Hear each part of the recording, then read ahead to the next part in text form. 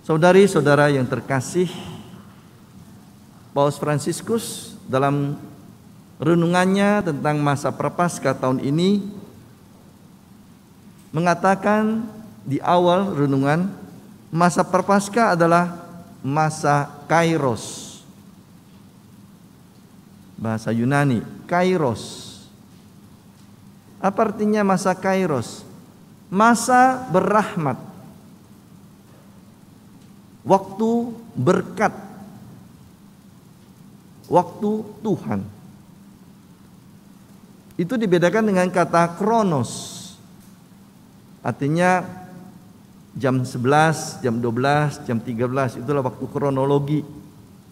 Bulan sekian, tahun sekian, detik, menit, jam, hari, minggu, bulan, tahun. Bukan.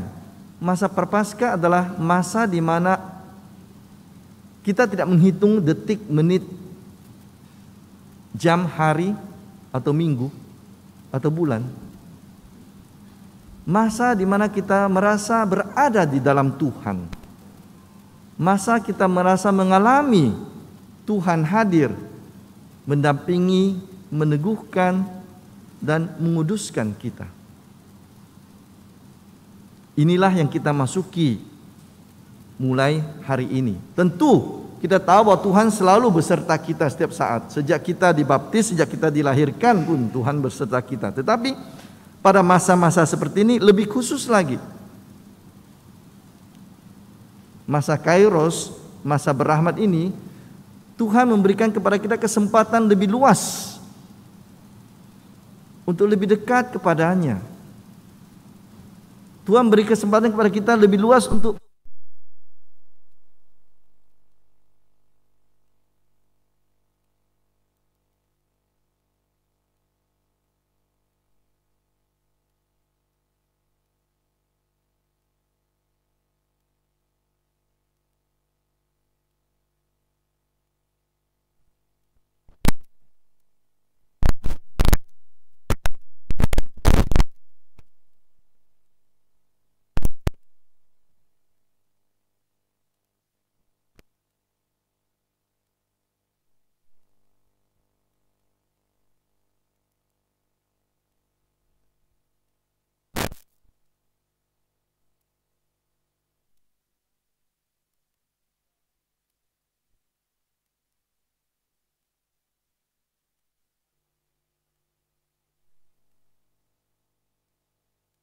puasa itu apa? Bisa kita baca. Tetapi pantang dan puasa yang dimaksud oleh Yesus lebih pada sekedar mengurangi makan ini, mengurangi kegiatan ini atau itu, atau tidak makan satu hari atau tidak makan sekian jam. Karena itu tidak ada artinya kalau tidak diimbangi dengan puasa batin. Yang keluar dari fisik harus datang dari hati yang benar. Apa gunanya saya berpuasa 40 hari 40 malam kalau saya tidak berpuasa batin? Karena itu Nabi Yoel mengatakan jangan sobek pakaianmu saja. Itu lambang dari perjanjian lama. Orang bertobat berpuasa menyobek pakaiannya. Tapi sobeklah juga hatimu. Puasa batin itu yang jauh lebih sulit, di mana kita harus berpantang batin lebih sulit, di mana kita harus mengurangi berbagai hal atau mengendalikan berbagai hal yang mungkin selama ini menyenangkan kita. Paus Fransiskus memberi contoh yang sulit, puasa digital. Kita akan sadar tidak sadar sering begitu bangun, yang pertama dilihat bukan tanda salib atau berdoa, yang dilihat pertama adalah layar HP kita, ada pesan masuk atau tidak.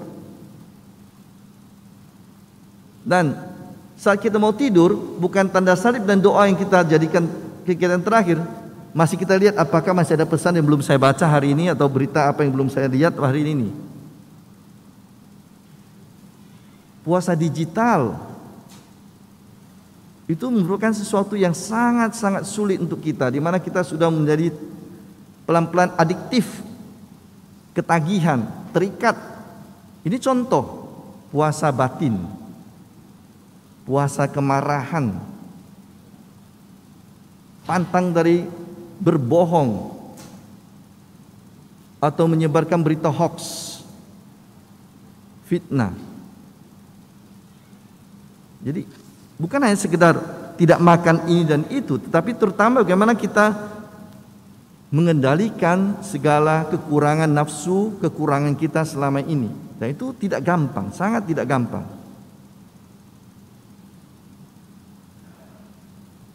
Berdoa. Kata Yesus juga berdoa. Kita dipersiapkan dalam masa Prapaskah banyak kegiatan devosi.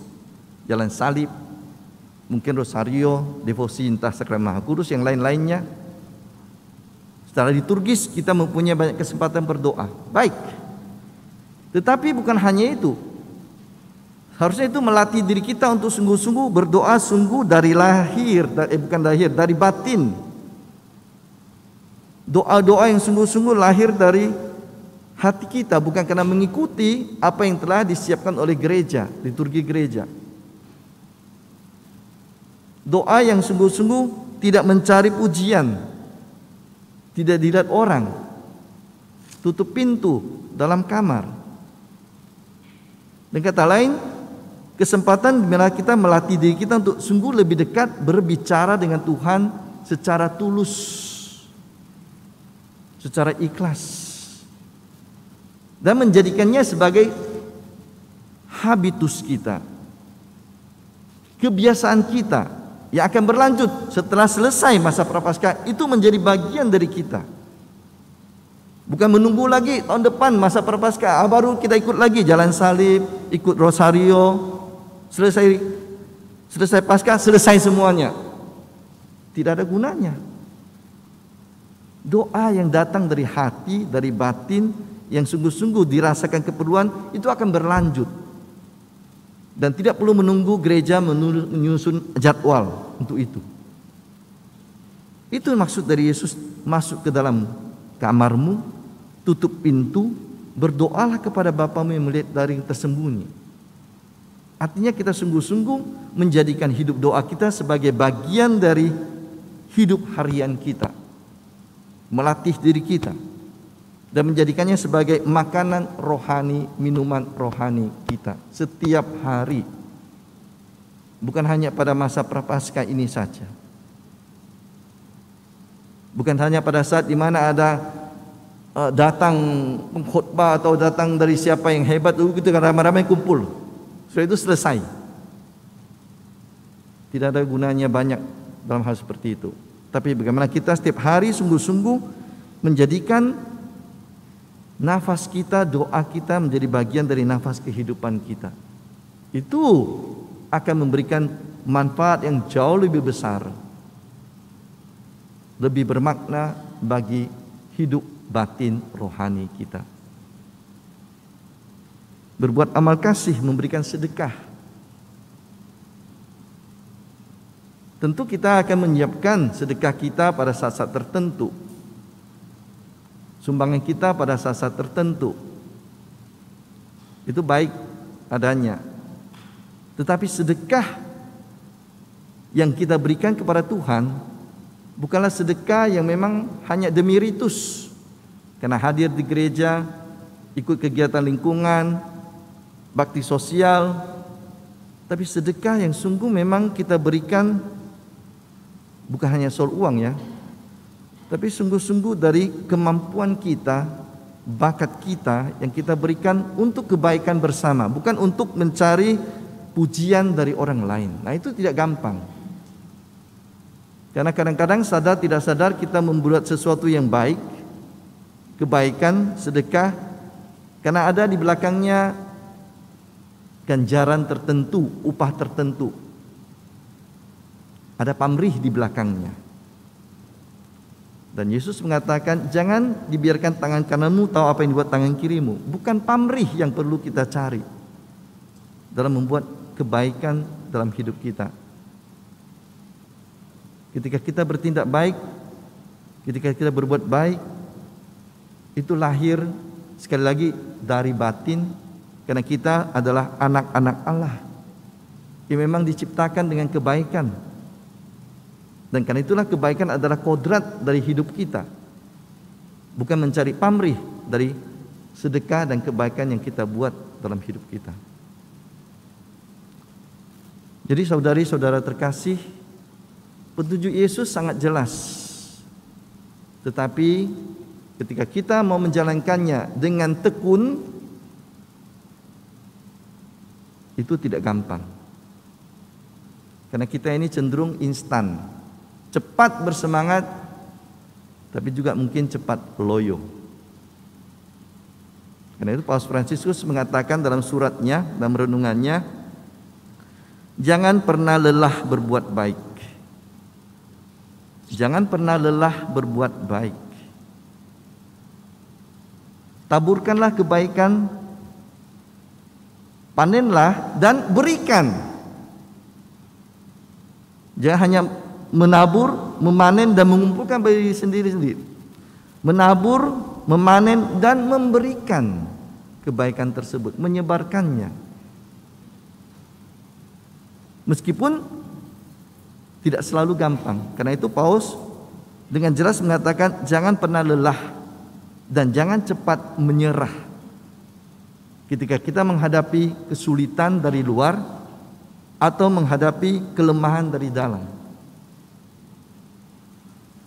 Kita harus mampu bertahan dalam menjalankan ulah tapah tobat tadi. Doa, puasa pantang, dan menyebarkan hal-hal baik. Semoga memang dalam masa Prapaskah ini kita dikuatkan oleh niat pertobatan kita, daya Roh Kudus yang membantu kita, supaya sungguh perjalanan kita untuk mempersiapkan diri kita menuju Paskah menjadi perjalanan yang menunjukkan perbaikan dalam hidup kita. Dan itu hanya titik tolak, titik berangkat, tidak selesai dengan malam Paskah dan hari Paskah. Justru menjadi booster bagi kita untuk mampu maju ke depan lagi. Jadi suntikan booster keempat lah ini kalau perlu. Masa Prapaskah ini terhadap apa? Bukan virus corona, tapi virus kelemahan diri, virus kesombongan diri, virus mencari pujian untuk diri sendiri, virus kemalasan kita, keegoisan kita. Jadi Tuhan memberikan masa Prapaskah ini sebagai masa untuk membangkitkan diri kita, booster supaya kita sungguh-sungguh menjadi lebih bersemangat dalam perjalanan kita, lebih tahan, lebih kokoh dan lebih kuat. Jangan cepat menyerah, kata Paus. Jangan lelah berbuat baik. Dan kalau kita memang menjalankannya dengan sukacita, dengan penuh semangat, yakinlah bahwa perayaan malam Paskah kita dan hari Paskah kita akan membawa kita kepada tahap yang lebih tinggi dalam perjalanan hidup kita sebagai orang Kristen, sebagai manusia.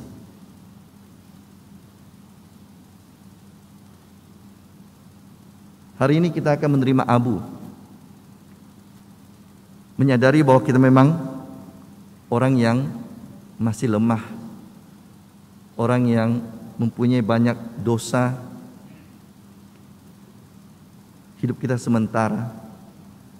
Kita akan diolesi abu dengan kalimat bertobatlah dan percayalah pada Injil, supaya sungguh kekuatan kabar gembira, penyelamatan dari Tuhan, kasih Tuhan membuat pertobatan kita menjadi punya makna. Dan yang kedua, mungkin kalimat yang berikut adalah engkau dari debu akan kembali menjadi debu. Berendah hatilah kita di hadapan Tuhan, karena tanpa Tuhan kita tidak mampu berbuat banyak hal. Kerendahan hati mengakui kelemahan kita, lalu kerendahan hati untuk berani bertobat, sekali lagi untuk memegang kabar gembira, kabar keselamatan, dan menjalankan kabar keselamatan dengan penuh sukacita. Semoga sungguh perayaan hari ini memberikan kepada kita sungguh-sungguh semangat baru untuk memulai lagi sesuatu yang baru dalam hidup dan membuat kita menjadi orang-orang yang memang bisa memperbaiki gereja, memperbaiki juga dunia yang sedang mempunyai banyak masalah di mana-mana. Karena itu Paus hari ini meminta kepada gereja kita secara khusus untuk mendoakan perdamaian, terutama di negara Ukraina yang sedang perang dengan Rusia. Mohon doa dari kita supaya sungguh perdamaianlah yang meraja dan bukan perang.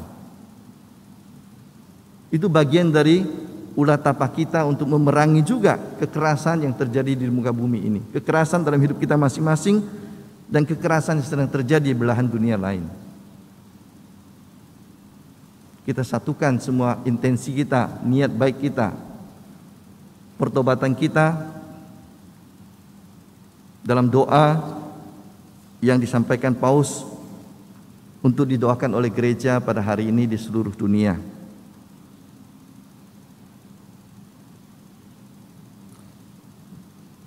Marilah kita bersama semua mengangkat suara berseru. Jangan pernah ada lagi perang. Jangan pernah ada lagi letusan senjata. Jangan pernah ada lagi banyak penderitaan. Janganlah kita berhenti berdoa. Sebaliknya, marilah kita memohon secara lebih khusyuk kepada Tuhan. Datanglah Tuhan, Pangeran perdamaian. Jadikanlah kami sarana dan cerminan perdamaian-Mu. Amin.